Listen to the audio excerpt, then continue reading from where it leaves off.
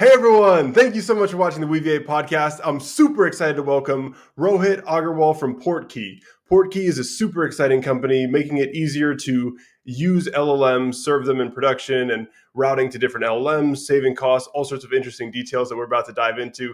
Firstly, Rohit, thank you so much for joining the podcast. Excited to be here, Connor. Looking forward to the discussion. Awesome. So could we kick things off with kind of the founding vision of Portkey, sort of the problem that you set after to tackle? Absolutely. So I think been building LLM applications for the last 3 years or so at multiple companies.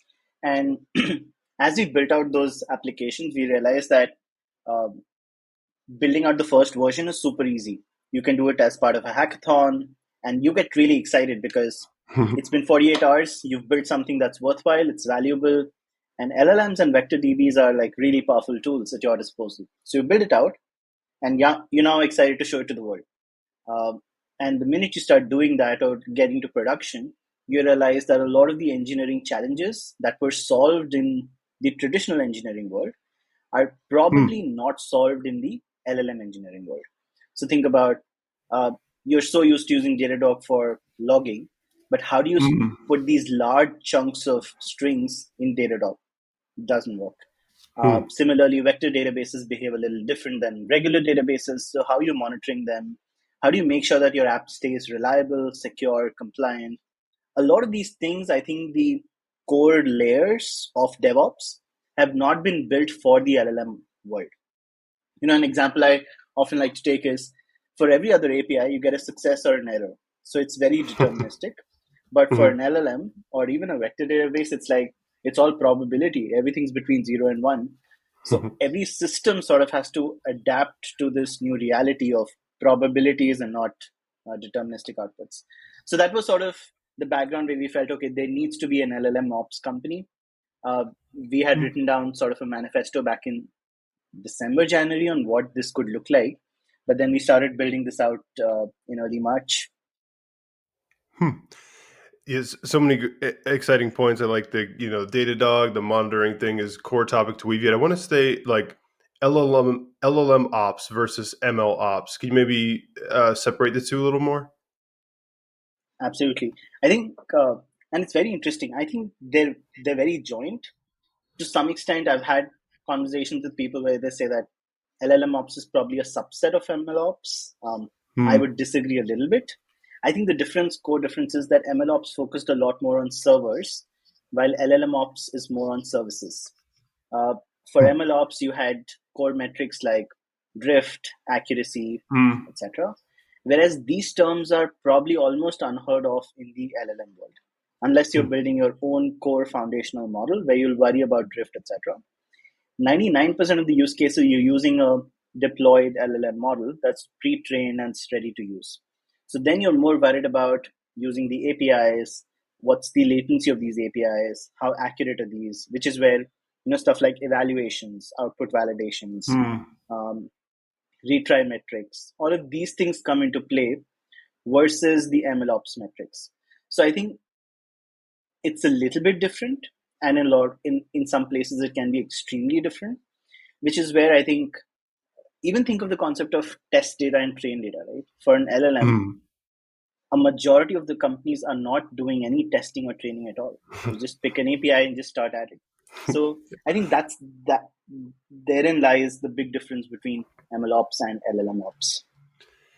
Yeah, I think before we step further into maybe almost the more like academic topics around the whole, LLMs and machine learning, I'm just kind of really curious about like the state of the market, kind of like, yesterday I was, Erica was looking into Llama 2 from Weaviate, and we saw how you can serve it with Replicate, and there's like Brev, and I've known about like Modal, Banana, like kind of like serverless where you wrap kind of infra, and just like just like so many options to run kind of models. Like, what's kind of the state of that like model inference API market?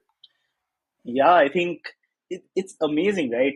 Till a year back or till 2 years back, you had to deploy everything on your own. So people would rush towards, a SageMaker kind of a setup where you're deploying your own models, you're testing it out, and there's so much stuff to be done. And everybody was busy for 6 to 8 months. Something would come out, you'd iterate and go forward from there. But then I think with these inference API endpoints that came out, the game completely changed. Now, most of the companies are very happy with, I'm just going to deploy or let somebody else manage my deployment. How they speed up their GPUs, how they effectively utilize the entire core of the machine is not my expertise. I'm not going to spend time doing it. But what you can do is use these APIs for solving my business problems. And I think that's where we also see, I mean, Mosaic posted this very interesting stat, right? Or was it Databricks? I think Databricks posted this stat that said LLMs are probably their fastest growing and fastest adoption segment across anything that they've seen before. And that's probably because earlier you were constrained by, a lot of data science, machine learning, training, testing that needed to happen before business logics could be introduced. And now you're seeing business logic introduced on day one, and then maybe some testing training happening a little point down the line when you're really looking at accuracy or latency or cost. So I think we digressed a little bit from your question, but it certainly is that inference API endpoints have made it super easy for a lot more companies to utilize transformers as a technology. And then because of that, nobody wants to deploy these foundational models anymore, but you do want that next level of fine tuning or data privacy or compliance metrics. And in those cases, there's a variety of companies out there that just offer these services at a very, very affordable price. I mean, we worked with players like Banana Model before, and it's just so easy to work with them. And they'll say, hey, we already have these models pre-deployed. You can fine tune with us, go live. And it just becomes so easy deploying a model. So it's almost like the LLM world, to a large extent, is getting commoditized really, really fast, wherein I don't need to manage all of these GPUs myself. So in fact, I see almost three layers of companies evolving. One is companies that are providing bare metal GPUs. So you deploy a model, you train it, and that's not for the faint-hearted. That's for you've got the ML expertise, you've got your data scientists in place, and you're like, okay, fine, I'm gonna do this on my own. That's great. Then you have these next level of infra companies which are like, we're going to deploy all of the open source models, or you tell us what you want us to do or fine tune, and we'll do it at our end. So it's more a managed model service, and Databricks does this obviously to some extent with MPT and others. And then there's this third category, which is the OpenAI Anthropic Cohere, which is like, hey, we're doing end to end. You just need to worry about your API key, and everything else is managed. So I think almost three layers, depending on how deep do you want to go or how mature you are as an AI company. Companies tend to choose different layers. Yeah, I definitely want to later in the podcast take your temperature on the run a closed model, the end to end versus fine tune language models, and just kind of where your sentiments at on that one. But I kind of want to stay on kind of Portkey, the product. First of all, that was a really great tour. I love the 3 levels of bare metal up to this kind of running open source models or running models where you fine tuned it, but hey, you don't need to worry about now deploying it. I'm going to take care of that. I really think that's a super interesting emergence of this market. But okay, so something I really took away from Portkey that I find is fascinating is you say I have I use GPT-4, I use Anthropic's Command Nightly, and I use Cloud, and I'm getting rate limited by OpenAI. So now I can pivot. How do you think about managing multiple LLMs in your apps? Absolutely. So almost think of this as this. So I end up drawing a lot of parallels from the traditional DevOps world. So the traditional DevOps world has the concept of API gateways and load balancers. Now we've sort of implemented the same things here. So think of an AI gateway or an LLM gateway, and that is connected and load balancing across maybe multiple keys or multiple accounts of OpenAI, or even between OpenAI and Anthropic. So this could be load balancing, this could be fallbacks, this could be retries, this could even be canary testing. And Portkey makes all of this possible, wherein we are in the end connected by all of these different providers, closed source, open source, Banana, everybody else. And the user just needs to call one endpoint and define a configuration saying, how do I want this call to traverse? And Portkey can essentially orchestrate the entire call and make sure that you get, the fastest call with the best accuracy, which is also cost efficient. So that's something that we do on our side, but you get to choose whichever model you want at any point in time, and Portkey can manage the rest.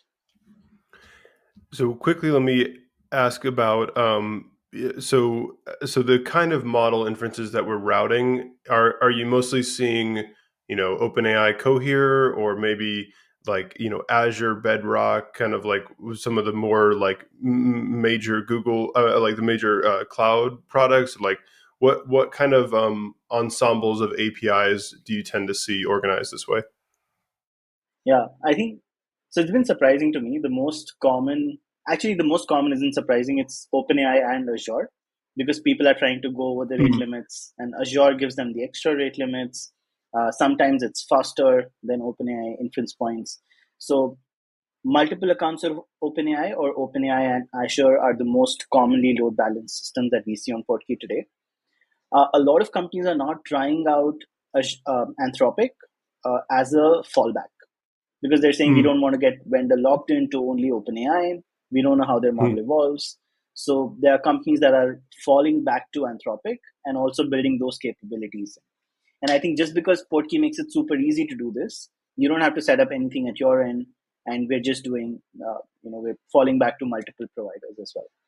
The other thing that's interesting, and it's just begun to happen, and we discussed this about players like Banana, etc., is as companies become a little more mature and they're serving a lot more calls and they have the data to fine tune a Mm. foundational model for a very limited use case, then they're saying, hey, let's try a load balance between OpenAI and my fine tuned model and evaluate the results, which is we'll do an 80/20. Again, if I draw from the traditional engineering world, you had these blue-green deployments. I want to use the fine-tuned model, but I have no idea if it works well or not. Mm. So let's do an 80/20 test. I'm going to send 80% of my calls to OpenAI, 20% to my fine-tuned model, use evaluations and human feedback, and then compare the performance. And if it starts to do well, then just start increasing the load until I get to 100% there. Yeah, so that's something that we're seeing, and that's actually a very interesting space for companies as they mature. Yeah, I think that's, you painted the picture perfectly. How you think about deploying a new model and how you're going to integrate it with your software. Yeah, it's all very clear. I guess like, hmm, yeah, maybe we could just kind of step into this broad, like, fine tuning LLMs. I maybe just to tell a quick story. I've been looking heavily into the Gorilla models. So this is where you like fine tune a language model to use a particular set of APIs, and so in our case, we're fine tuning language models to use the Weaviate APIs. So what this could result in is like an auto API where you would come to Weaviate and you say, hey, I want to make a BM25 search, but you don't know the GraphQL syntax yet. So this language model would produce the GraphQL for you. And so this has been my experience with, fine tuning language models. And so, so this kind of like, it's getting so easy. There's like a replicate tutorial on Llama 2. This is like a how to fine tune an LLM, obviously Mosaic ML being acquired. And so it's like, this kind of general thinking on fine tuning LLMs. Could you just maybe, if we could even step out of just like what you're seeing in the market, just like your sentiment on, it's like this, your sentiment on the evolution of how common that's becoming to do? Yeah, I think again it's almost the maturity curve of organizations adopting LLMs. So as you'll Mhm. always tend to start with something that's very safe. This is very well defined, and then you sort of say, okay, now I want to extract the next level of efficiency. So I think there are probably 2 3 factors at play. One is obviously maturity. So as you go more mature, you want to fine tune, you want better results, you want to outsmart the competition, you want to build your moats. So that's where fine tuning really becomes useful. The second is, I think I've seen companies which are really particular about data and privacy. They want to only work with their own hosted foundational models. So it's interesting that Azure today offers, you know, co-located servers. I don't know what exactly they call it, but they say we can deploy or we'll VPC peer the OpenAI APIs to your API, and that's how it'll work. So I think that's where companies are becoming more and more interested in fine tuning foundational models, because I mean Llama 2 is really good in terms of uh, actual business use cases and how you can get started with it, especially for smaller use cases. Like Gorilla is a beautiful example. I'd love a world, right, where you don't need to probably invoke or remember the API endpoint, make mistakes in the body of the post request, and then fail, rather Yeah. than just sending a Mhm. text query saying that, hey, this is what I want. And if Mhm. something fails, it just replies back in text and I can again reply. So I think that can be a really natural conversation. The same Mm. way maybe Connor and Rohit are talking on a podcast, can servers talk to each other using natural language? And that becomes like the new Mm. API standard. So that'll be fantastic. And these use cases, which are very limited, can be done much, much faster and using a fine tuned LLM. So I think that's where people are now trying to figure out what are these small use cases, pick them out, and create fine tuned LLMs on top of it. I think it would be unjust not to mention, but almost everybody is right now looking forward to OpenAI releasing fine tuning capabilities for 3.5 and GPT-4. Um, that could be a major step forward for a lot of people because these models are already really good. And if I'm able to fine tune them on my own data and get them, get all of its latent capabilities to my data, that would just be fantastic. So I think fine tuning is going to become, I mean, I am definitely looking forward to more and more use cases on fine tuning, both on foundational models as well as on the the players that already are ruling the market. Yeah, I have a couple interesting things with fine tuning that I've been thinking about. The first, well, the the first one, I don't even know if it's worth continuing on the conversation, but it's this idea. Like earlier, I think maybe 7 months ago, I had Jonathan Frankel on the podcast from Mosaic ML, and he was explaining this idea of like continued language modeling on your data. So say I want to do again this gorilla model that writes Weaviate APIs. If instead of just going right to instruction tuning with the did you write the API correctly, I also continued language modeling, like a gigantic data set of like Weaviate documentations, so like that kind of intermediate step. And so I do think a lot about, is that needed? And so that's like one topic. But the second topic that I think is a little more interesting, especially for Weaviate and particularly retrieval augmented generation, this is another nugget I took out of the Gorilla paper, is that they're going to be doing retrieval aware fine tuning. So what this would look like is most of these like how to fine tune an LLM with replicate is like just kind of give us the data, right? So Yeah, you would retrieve and then you would put that in the data, and then it's still instruction to, so you would put the retrieval yes. with the input. And it's, I True. think this kind of retrieval aware tuning, because especially for us, maybe if I could ask you this broad question of how you see retrieval augmented generation, because that's, especially with Weaviate and vector databases, that's like the the hot gold mine. Totally. Yeah. I think no, RG is definitely the flavor everybody is using. It's amazing when it works, right? So I remember there was this blog post by Gwern back in like late 2020, where he was talking about context stuffing to make your LM outputs a lot better. And Mm. context stuffing earlier was examples or context or everything that you can give the LLM, because then you're constraining the output that it produces. And that was something a lot of companies and early content generation companies used quite a bit.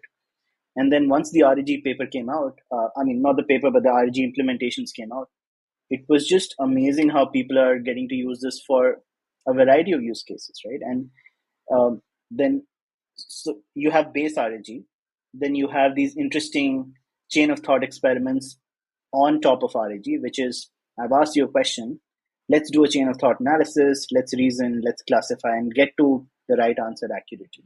So I think that entire chain that started to evolve is obviously very, very interesting. RAG itself has multiple flavors. I was talking to somebody yesterday, but we're talking about how internal company use cases versus external company use cases. Mm. RAG can be very, very different. For internal use cases, you need a lot more permissioning, access management, control management, etc. Versus for external use cases, so if you're doing, like a customer service bot, then maybe it's lesser restrictions or permissioning, but a larger set to search on. So how do you do that using, say, hybrid search in VBA? So those are Mhm. very interesting concepts that people are now looking for. Uh, Interestingly, data leakage was another thing we've been discussing with the customer very actively. So they're worried about data Mm. leakage because now you have all of this. So earlier the data is very, very segmented in their database. But as we move these embeddings to a vector database, how do the embeddings stay as segregated as their data here? And what are the compliance requirements for that? So those are all of the things that people are now getting into as they understand RAG, and then they're taking these RAG implementations to legal, security, to their Mhm. CISOs, etc. Yeah. Yeah, I can. I'm not sure I see it with embeddings all the way yet, but I can. I remember with the language models how you'd be like, you prompt it with like the email, these like from Bob Van Light to, and then it would start. Yeah. So that could be a problem with Exactly. language Yeah. model. Yeah, and I mean, yeah, that multi-tenancy kind of thing. Our Weaviate 120 introduced a major revamp for that, and people listening, Eddie and Delacre, CTO, he explains that, and yeah, that's something that that's something I wouldn't have known about just academically looking at the papers. That's something I think you got to go out there and see a little bit to understand what a problem it is. But yeah, it's all really interesting. I guess so I get think kind of on this topic of fine tuning, and yeah, there's compliance, and it's huge issues from just sensitivity within business. I think also like it's kind of related to like, can GPT really be your doctor, or like that kind of thing. And Yeah.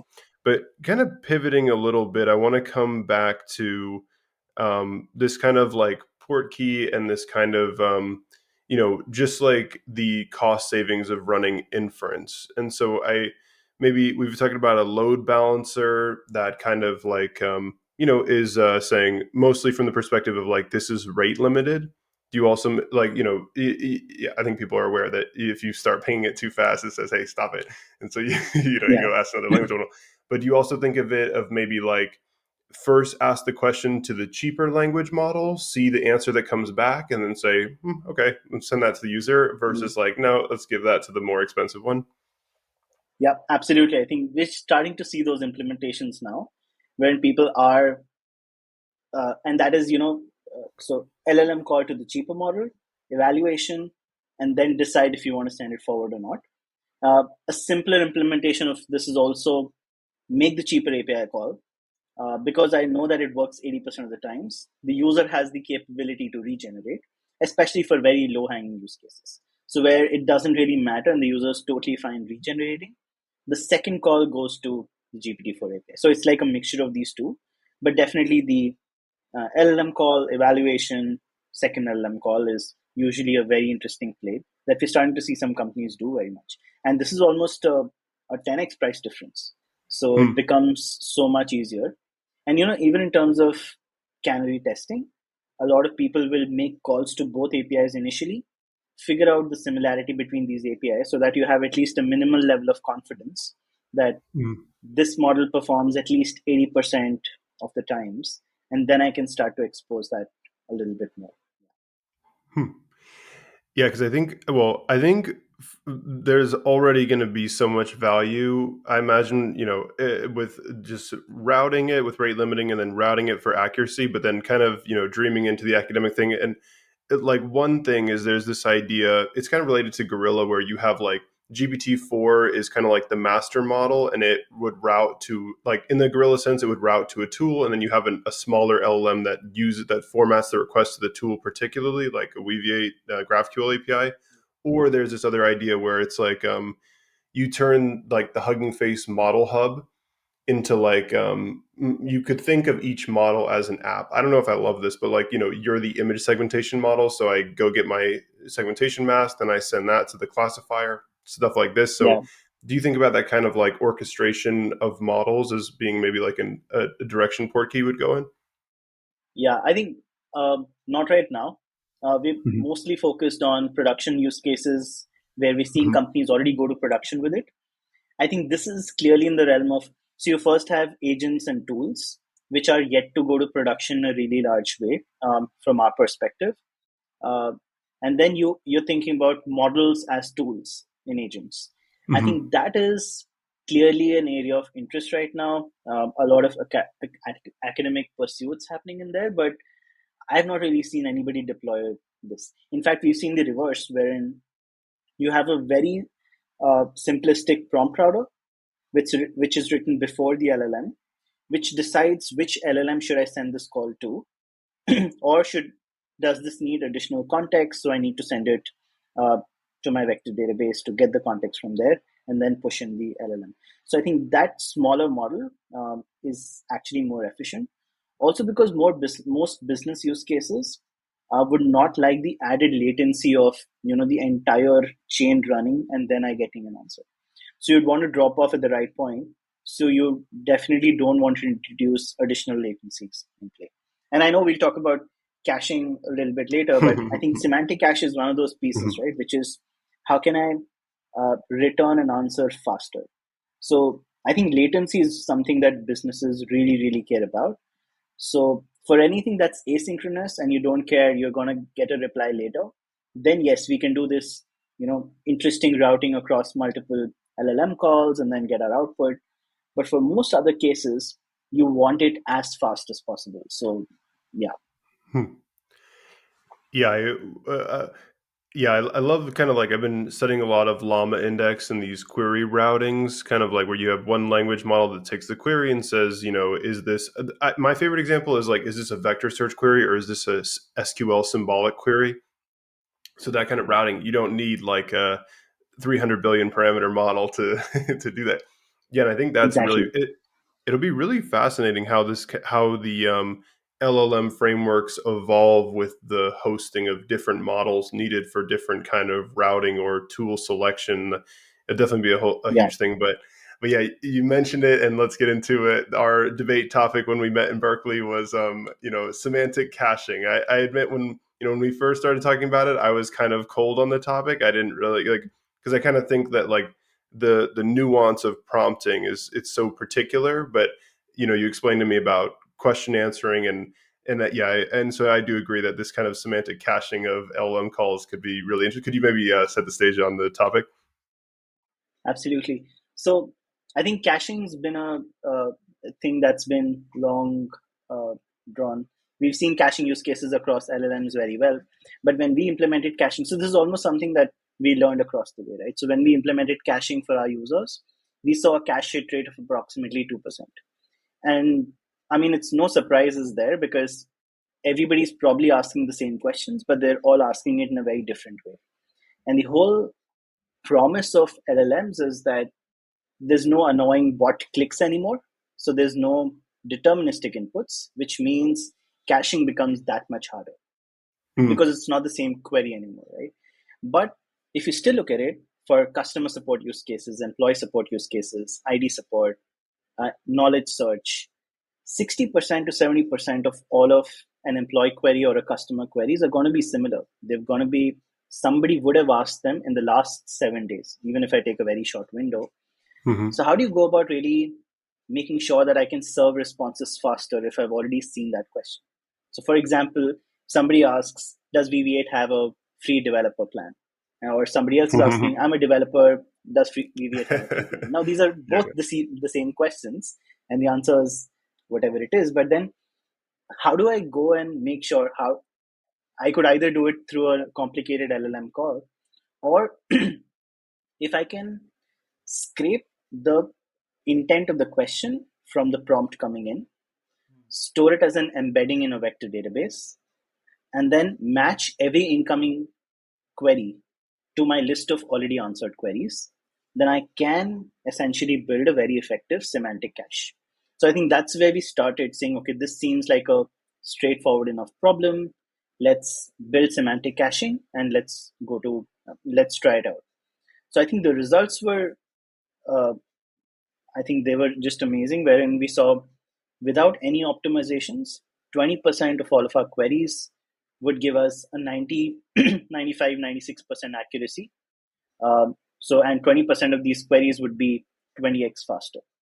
I think the challenges, and this is what I think Milvus launched with GPT Cache, and which is also why you were skeptical, and I remember discussing this with you then, that I think the base semantic cache implementation is probably just a theoretical foray, but it doesn't solve use cases because in the 5% that it fails, it's going to give you an extremely absurd answer.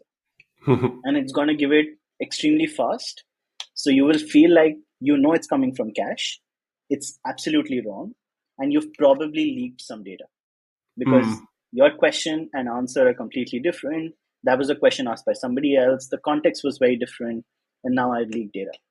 So, and this is where I think we started our journey of just understanding semantic cache, how it works. Hmm. And I think that's where we ended up implementing, diff match patch libraries. We take out relevant parts of the prompt which need to be cached because a majority of the prompt is similar, so I don't need to cache it. So how do we Hmm. take that out? There's a lot of post processing involved then to make sure there's a quick eval check to see, is the question and the answer relevant to each other? And then there's a constant evaluation model running to say that before I introduce semantic caching, what is the right vector confidence to set so that I get a 99% or a 99.5% accuracy. So it's this entire production chain that builds you a very robust semantic cache. And that's where I think we've spent a lot of time just tuning these small little things to make sure the entire piece really works. But now, yes, we are seeing customers, when they start on day one with 15 to 20% of their responses being served from cache. And in some cases, we've seen it go as high as 60% of their responses, which is like phenomenal for them, both from a cost savings perspective as well as in terms of user experience. I think we still have to we're constantly working to keep getting accuracy better and better. But I really feel we've gotten it to a stage where it's super useful for enterprise search use cases, customer support, RAG. Yeah, it just makes sense there. Yeah, as first, I think there were a ton of nuggets on that and great details, and that I really enjoyed it. I like as you ended with the kind of well, yeah, this thinking of like the how do you check the failures case? Can you maybe calibrate the vector distance of the similarity from the query to the questions you have cached? I find that to be very interesting. At Weaviate, we've looked into AutoCut, where we plot like vector distances on the y-axis, and then x is like result, and then you try to check a slope to say only give you like 3 out of the 100 search results to try to like, but yeah, just Yeah, for the top one, I don't see a good solution to that. I mean, calibrating your vector distance scores for your particular, that I think like I'm going off topic, but like there is like conformal prediction, like that seems to be like when like causal inference, like how there are like these emerging categories of research. I see that coming up a lot, yeah, so it does seem like the research and uncertainty is catching up. But yeah, maybe even just take a step back. Like I remember, like with Weaviate, when we were brainstorming how to add site search to Weaviate, I thought one thing that would be really interesting is just to kind of create a frequently asked questions, and then just the embedding of the query to one of the frequently asked questions would be a way to do it. But then you kind of mentioned like this cold start of like 15 to 20% evolving to 60%, because it's like you yeah, might not have a comprehensive FAQ yet.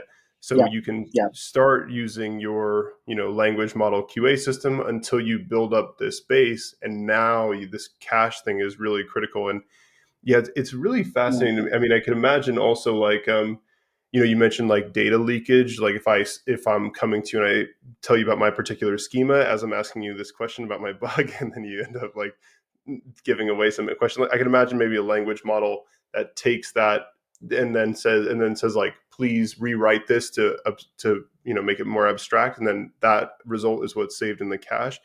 But yeah, I think it's a supercharger for question answering systems, and I think that like yeah, chat with like the whole question answering part of that is just one of the biggest applications. But I guess kind of my question then is this kind of like embeddings for question answering. There's also like embeddings for classification. Is like, how do you see like when a task is ripe for just embeddings and just vector search alone is the way to do it, compared to when you're like, no, you need a generative model for this kind of task? yeah. I think for anything to do with classifications, um, classification, topic modeling, anything that Mhm. has a deterministic answer. It's a deterministic question, you need a deterministic answer, or at least you need options which are deterministic. I think in those cases, yes, an embedding is probably the best solution. Unless, so maybe let's do this right. So you have deterministic input, deterministic output, embeddings. Hmm. Um, Subjective input, deterministic output, maybe functions. So use JSON former or functions. or embedding. So it can be both. So you can have an LLM call which returns JSON, or you can have an embedding. We'll have to see which one works better. Subjective input, subjective output. Then you need an LLM call with a cache on top. If you see a lot of these similar questions coming in, which is where I feel RAG use cases, Q&A use cases, search use cases. These three are all subjective input, subjective output, which is where you need an LLM call with the vector DB in place. That's what I think, but what has been your learning from seeing all of these systems at Weaviate so far? Well, I think Email and Finn set up Kappa AI with Weaviate, and it's a really cool. I think they just got into Y Combinator, and they're going to the moon, and it's really cool. And it makes me think about how a lot of people criticized apps that were described as like a wrapper around a GPT API. But if you're Kappa and you're collecting, customer question answer for, like Weaviate Slack, it's in the Llama Index Discord, and like, so like you build up this data, and now your moat is that data set that you could then cache for cost savings. And that's kind of the light bulb that's going off in my head, is I'm thinking like, you don't need to create a moat necessarily by fine tuning with gradients. I think that's like a lot of what AI people would think, is that you train it really nicely. And yeah, but like having a really curated data set for retrieval augmented generation, I definitely, let me pass it back to you on that kind of like the debate between you get better performance by fine tuning the language model or just by really having great data for your retrieval augmented generation stack. Yeah, I think I would love to do like a proper benchmark on this. I honestly haven't seen one. I think my general guess would be, if it's a very repeatable use case, then maybe fine tunes might work out better. So, it's the same character length output. It's going to contain almost the same information. The parameters might be different. Then I feel, so fine tuning is great for constraining outputs, right? So you can keep improving accuracy up till a point, and you can keep constraining your outputs as much as possible. Whereas, and I think that's where fine tuning really shines. So if you're doing product descriptions, just keep constraining, keep fine tuning, keep getting a great data set, and then your product descriptions are going to look great. But the minute you're going for variants, I think that's when you do need embeddings and vector search. At least that's been my practical learning so far, that fine tuning and these can still coexist. In fact, I would love to see an amazing RAG use case where you fine tuned a model, and then you're passing in the right context. And this always knows that I've got to be helpful. This is my tone. This is how I reply. I've seen these questions. I've seen these things before, etc. So I think, but definitely giving it the context in the prompt is more valuable than relying on its memory or the LLM's memory, because there's just so much stuffed inside it that's very hard for it to prioritize which one to pick at what time. Yeah, there's definitely I think with my sentiment on fine tuning, I think like, so that gorilla experiment I mentioned earlier, it's retrieval-aware fine-tune, where you retrieve the API documentation, and then you get like the schema, the API for like how to do BM25 search and Weaviate, and then it would write the BM25 query. And so I guess for me, so you mentioned fine-tuning is like how you steer it into that narrow pocket of the space. So it's like, this is the thing that you do. And yeah, like if I fine-tuned it on like, I have 60 APIs and Weaviate search APIs, and I train it on 40, and then it can't generalize to the 20, or what happens is I train it on the 60 and then 20 new ones come out and it can't generalize to the new ones as well as the, GPT-4 can. That would firstly be that would hurt my sentiment on fine tuning pretty massively. But I guess the other thing is like, I've been experimenting where I summarize these podcasts with like one of those summarization chains where it's like, you will receive the clips one by one as well as the summary so far, and then you use the local. Right? Yeah. And so because it doesn't really deeply understand, like just what we're talking about right now, right? It'll usually just kind of collapse topics into like comma lists. So like with that use case, I think heavily that if I fine tune the language model, doing that language modeling thing we talked about, where you continue language modeling it on Weaviate, just like as Yeah, much information as I can find. But yeah, I actually, so sorry, I kind of want to pivot the topics a bit back into kind of, being at the cutting edge of, with Portkey and, this kind of like, this layer between the LLMs and overall understanding that this is a new layer in the software stack that gets us closer to cheaper LLM inference. I want to kind of talk about two things that cheaper LLM inference would unlock. And sorry if this is a sure. context switch, but the first is this tree of thoughts thing where you could go several pathways. It's aside from Yeah, kind of the yeah. caching. I suppose maybe you could cache paths, but like this, as inference gets cheaper, we'll be able to do this kind of thing. And what do you think could be the potential of that? Yeah, absolutely. I think so. A lot of the things that you needed deep decision trees to decide can now be left on reasoning by the LLMs. Mm-hmm. Um, I think it's going to be a function of cost as well as latency. So you need to be able to process this fast enough, because if your router is going to take 3 seconds, then your inference is going to take another three. You've necessarily doubled your latency, which nobody wants. So I think Mm-hmm. cost is definitely, without it getting cheaper, you definitely cannot route. But then if I could do, two queries on ADA level cost and inference time, that Mm-hmm. would just be up. That would be mind blowing, because then I would imagine a lot of software developers will just stop writing workflow code at all. I mean, why do you need to create workflows in software, which are essentially just decision trees? And these decisions can be taken extremely fast, extremely cheap, extremely accurately by an LLM itself. So a very interesting example for this is use and throw software. I think that I feel is going to get on the rise because of this, wherein could I just spin up a quick Replit instance and have ChatGPT write me some code that says, hey, I just want to create 50 PDFs with this text in it. These are appraisal letters for all of my employees. Create these PDFs, upload them to my Google Drive link that's attached here. Ask me any questions. And then if the LLM could navigate the entire piece and give me the output, which basically it's doing routing plus inference plus a little bit more, then I think it's becomes really, really interesting, because you don't need workflows anymore. You can Mm-hmm. just rely on the LLM building the workflow. And I think this is slightly different from agents, because agents are doing multiple inferences, gathering data points from those inferences, and then using it out, versus just saying that create the entire decision tree for me, which is the workflow, and the LLM is then in control.